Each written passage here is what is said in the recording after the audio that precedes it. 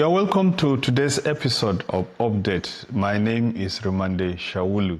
In this edition, we'll go through the security situation in Nigeria in the last 1 week. And as well, we'll be updating you with reports that is regularly put forward by a non-governmental organization in Jos, capital of Plateau State, the Stefanos Foundation. We'll be adding to this podcast the reports as put together by the Stefanos Foundation. Here is the update.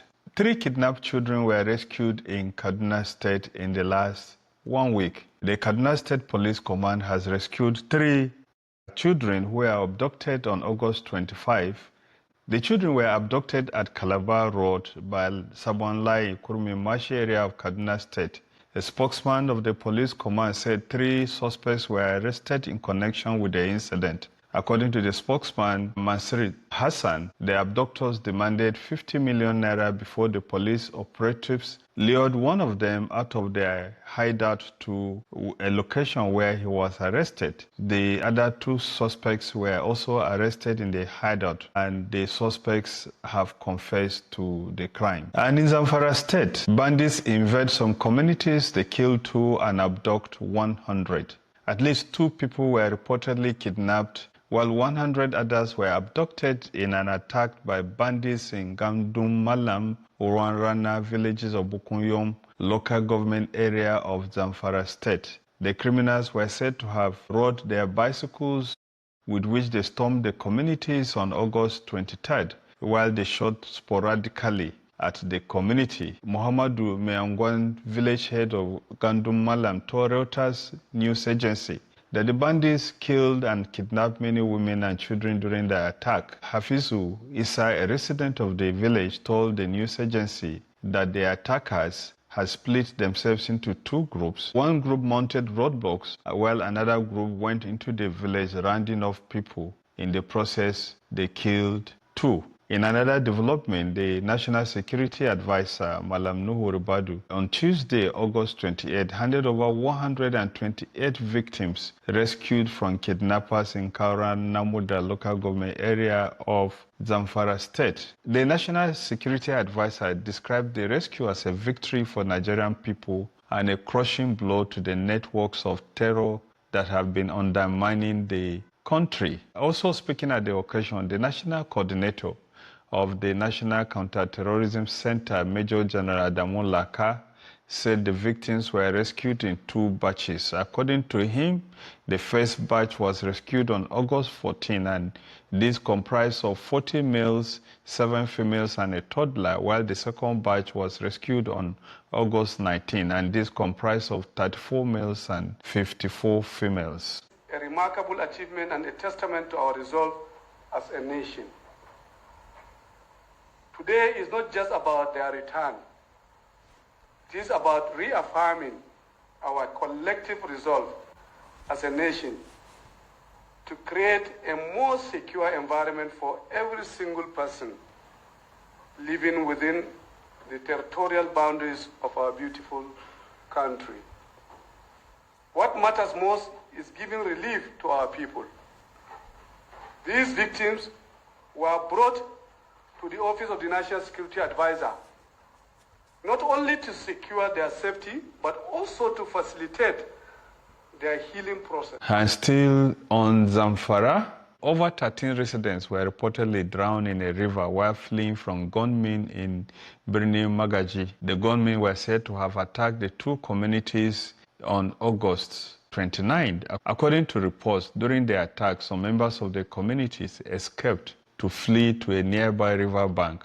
However, there was only 1 boat available, and it was overloaded with fleeing residents. And the governor of Zamfara State, Malam Dauda Lawal, recently wept over the security situation in the state, saying that if he had control over security agencies, he will end banditry within 2 months. Governor Dauda lamented the security situation in the state in the video that went viral and said the major obstacle to ending banditry in the state is the security operatives who take instructions from Abuja rather than the state government.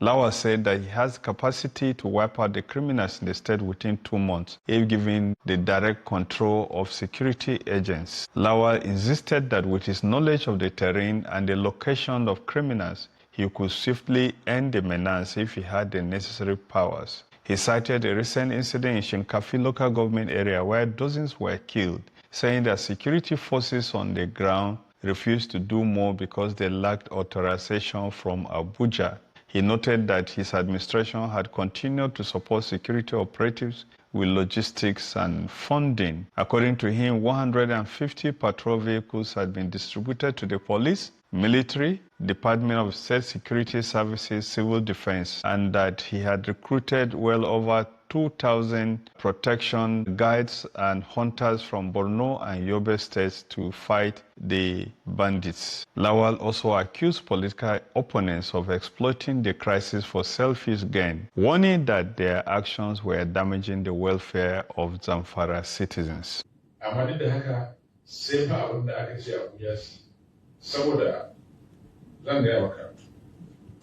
Wallahi billahi akwai lokacin da sai na zubar da hawaye dan ga abubuwa ina gani cewa mutane ya kamata su kai wa mutane dauki amma ba za su ta sai sun jira daga Abuja ba shi irin na'urori da na sa wanda bari ga maka wallahi billahi duk inda wani dan bindiga yake yawo in ya fita na san a wannan zai yi maka koyo duk inda suka fita muna kallon su mun san ba mu san amma ba ya da yau da ni mai ba da umarni wallahi ina ga ba za a yi wata ba za mu samu ƙarshen ba. And from Niger State, several bandits were killed as troops repelled attacks on military bases in Niger State. Troops of the Nigerian army have reportedly killed several bandits following an attack on a military base in Babana, Mborgu local government area of the state. According to the reports, the incident occurred at 2 p.m. on Thursday, August 28. The assailants were riding motorcycles and invaded the military base, shooting sporadically. And from Niger State, the whole country is still recovering from the shock of the killing of a woman who was stoned or lynched to death. So far, there are no reports of arrest, no reports of any action having been taken by the state government or the federal security agencies in the area. It will be recalled that not long ago, 2 years ago, a young woman, Deborah, was also lynched. And in Sokoto, the attackers have yet to be charged to court. And from Jos, Plateau State, the Nigerian Army has rebranded the Joint Task Force Operation Safe Haven to Operation Enduring Peace to guarantee peace in the state and environs. The media and information officer of the security outfit, Major Samson Zakum, disclosed this in a statement last Saturday. He said the Chief of Defense Staff, General Christopher Musa, announced the rebranding in Jos during the official flag-off of the new operation. The CDS noted that Operation Safe Haven had played a vital role in addressing the complex security challenges in its joint operations area. Musa, however, said that the rebranding will reflect a broader mandate, a renewed sense of purpose, and a stronger resolve to secure not just temporary safety, but a lasting peace that will endure for generations. The CDS further said that security challenges require not just immediate intervention, but sustainable solutions that integrate military, political, judicial, and community efforts. He affirmed that the Joint Task Force Enduring Peace will place stronger emphasis on interagency collaboration, intelligence-driven operations, and community engagement, which encapsulate a whole-of-society approach. He urged the troops to embrace the new identity with pride, discipline, and renewed vigor. The issue in the Plateau State and the surrounding area must be completed and must be concluded. Are we ready? Yes. But like I've told you, the communities you are protecting must know that you are there to protect them, not to go there and infringe on their human rights. I'm going to hold every commander, from the sector commander to the company commander to the platoon commander to the section commanders responsible. If anything happens within your AOR and you do nothing, you will be court-martialed. That I guarantee you. And also on the Plateau, over 300 people have been reportedly displaced, while 30 houses were set ablaze by bandits in attack on 10 communities in Doma district of Konpan local government area of the state. The attacks left many families homeless and destroyed farms and properties. The affected villages, including Tengduk, Zeb, Morob, Gerogu, Kelagan, Leo, Kwaki, and Gorom. In a statement on Thursday, the chairman of Konpan local government, Council Christopher Manship, called for collective action against the violence. He urged traditional rulers, religious leaders, and community associations to work together towards a permanent solution. Manship noted that security operatives had been deployed to the area and that his administration will work tirelessly to restore peace and normalcy. And now we present to you the report, Security Update, as presented by the Stefanos Foundation. And the foundation has reports that affect Benue, Kaduna, Bauchi, Niger, Kwara, Borno, Kano, and Zamfara states.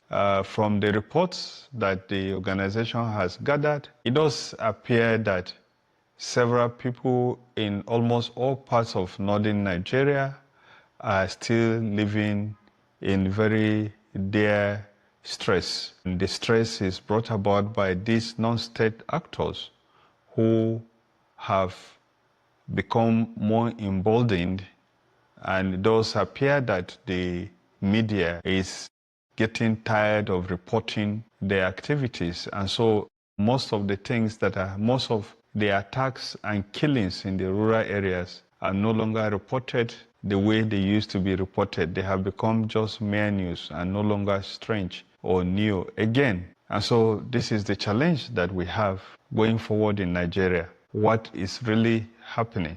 Can people hope that in the near future they will live in peace? Or does it appear that these communities that are under attack may also look towards the examples of the communities in Katsina and Zamfara who have reached agreements with bandits? And if they do so, it does mean that many more areas or territories will be under the control of these bandits, of these outlaws. What is your take about what is happening? Do you think that the situation is being brought under control or that the situation is getting out of control?